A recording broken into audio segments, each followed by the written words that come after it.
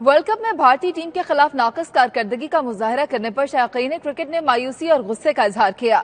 शायकीन ने bureau chief 92 news UK Ghulam Hussain Awan से गुफ्तगू में क्या कहा, आप भी देखिए। बस हमने चेस अच्छा नहीं किया, लेकिन कोई बात नहीं, मैच अच्छा था, मजा आया।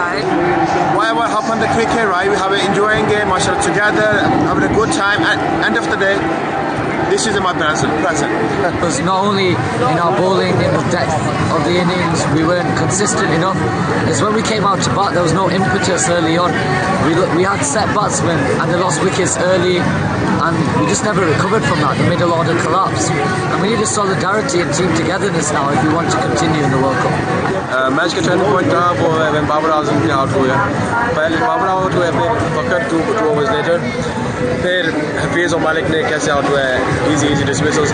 पाकिस्तान बहुत पार्टनरशिप आते हैं, रन्स ऑन द बोर्ड, फिर easily out.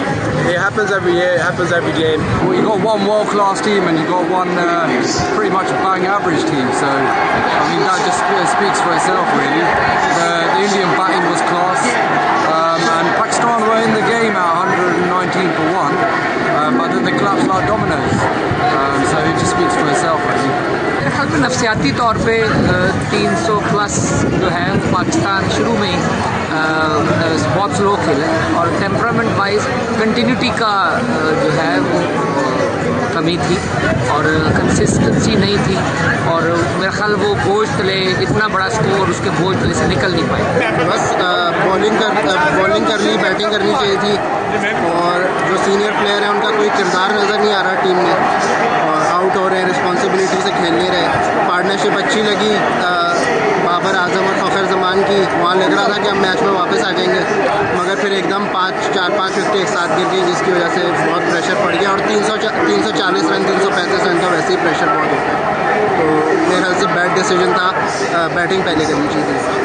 बैटिंग की वजह से बॉलिंग तो फिर भी उनकी थोड़ी ठीक रही है, लेकिन जो उन्होंने बैटिंग की है उसमें बिल्कुल हमको डिसअपॉइंटेड कर दिया है। पहले दो प्लेयर जो है उन्होंने तकरीबन 50 या 48 स्कोर बनाया, बाकी मिडिल ऑर्डर जो शुएब मलिक है उसको तो टीम से बाहर निकालना चाहिए, वो तो किसी काम का प्लेयर नहीं है। कराची से आया हूँ मैच देखने, इंडिया पाकिस्तान का खास, और मेरे ख्याल से पहला ही जो डिसीजन था सरफराज का पहले बॉलिंग करने का गलत था। उसके बाद बैट्समैन ने पार्टनरशिप नहीं बनाई, साथ नहीं दिया एक दूसरे का और आउट हो गए। ये शोएब मलिक ख़ास तौर पे आई थिंक ये सीनियर से जो है ना अब छुटकारा पाने की ज़रूरत है, और अच्छी सिलेक्शन अच्छी प्लानिंग के साथ हमें जो है अब तैयारी करनी चाहिए। To be honest, when the match started, it was kind of we made from the toss.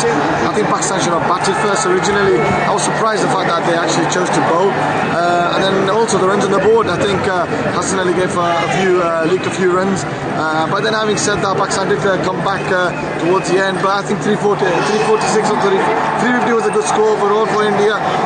It's very difficult to chase on, especially on this pitch here, which average scores about 240, 250, and then Pakistan batting, as always, is just collapsed. I think Pakistan middle order is very weak. Basically जो है team जो है nervous हो गई थी मेरे को लगता है, तो अगर कॉन्फिडेंस होता और जो है डट के खेलते रहते, जैसे इंडिया ने खेला, जो है टुक जो है खेलते रहे, और फिर जहाँ जो है चौके और छक्के की जो है उनको मौका मिला तो उन्होंने मारा। तो अगर ये भी हमारी टीम भी करती तो जो है जीत सकती थी, जो है आज 337 तक पहुँचे होते हैं। यदि सबसे पहले ये होता है कि होमवर्क होता है, टीम की प्लानिंग होती है, जब सुबह टॉस जीते हैं, अगर ये बैटिंग अगर करते तो कुछ और सिचुएशन, अगर इन्होंने फील्डिंग का डिसीजन किया था तो कम से कम इनके पास विकेट टेकर बॉलर होने चाहिए थे। अगर विकेटें वो शुरू में लेते तो डिफरेंट सिचुएशन होती, लेकिन पाकिस्तान टीम जो है जेल होकर ना खेल रही है और ना ग्राउंड में नज़र आ रही है।